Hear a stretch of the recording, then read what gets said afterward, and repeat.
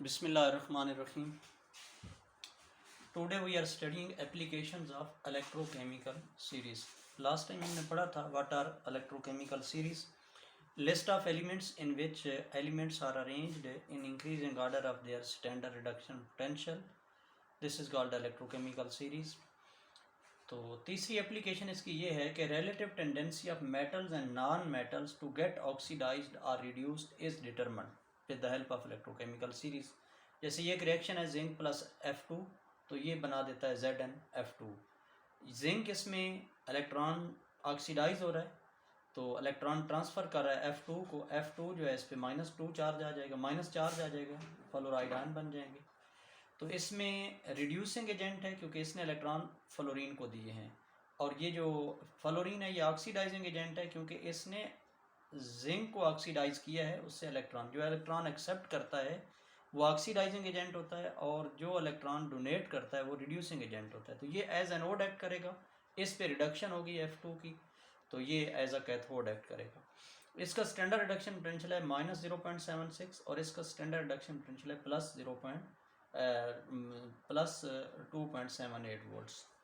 इसमें standard reduction potential ज़्यादा होगा तो ऑक्सीडाइजिंग एजेंट भी स्ट्रांगर होगा. Greater the standard reduction potential greater is the stronger is the oxidising agent.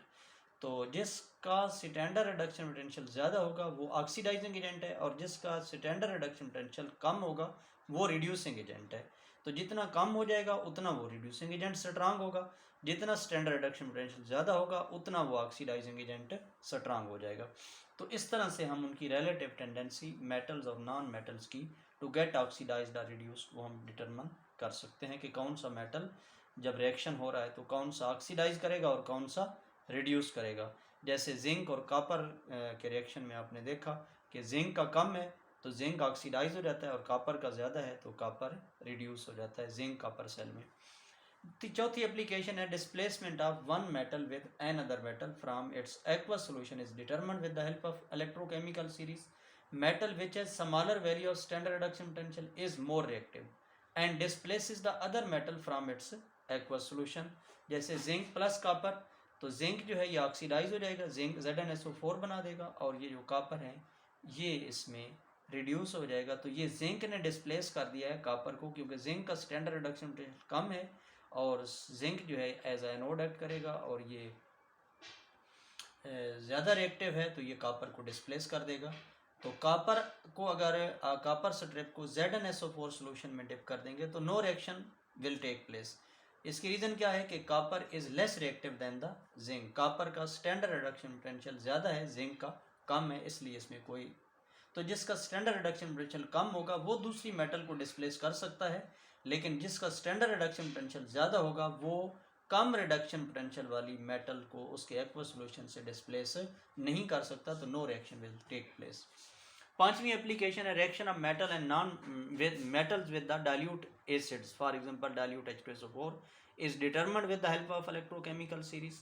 Metal which have negative value of standard reduction potential, यानी their standard reduction potential is less than 0, उनका 0 से कम होता है क्योंकि hydrogen का standard reduction potential 0 है, are more reactive than hydrogen. तो these react with the dilute acids and displace hydrogen. For example zinc plus dilute H2SO4 तो ZnSO4 plus hydrogen बना देगा क्योंकि जिंक का स्टैंडर्ड रिडक्शन पोटेंशियल है 0.76 volts, तो ये H2 को डिस्प्लेस कर देगा.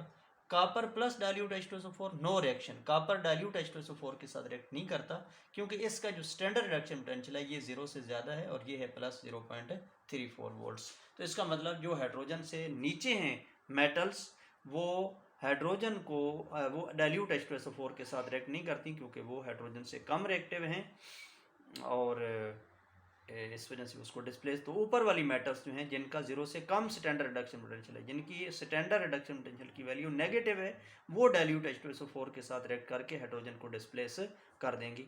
तो ये तो थी एप्लीकेशन इसकी इलेक्ट्रोकेमिकल सीरीज़ की. Thank you. अल्लाह हाफिज़.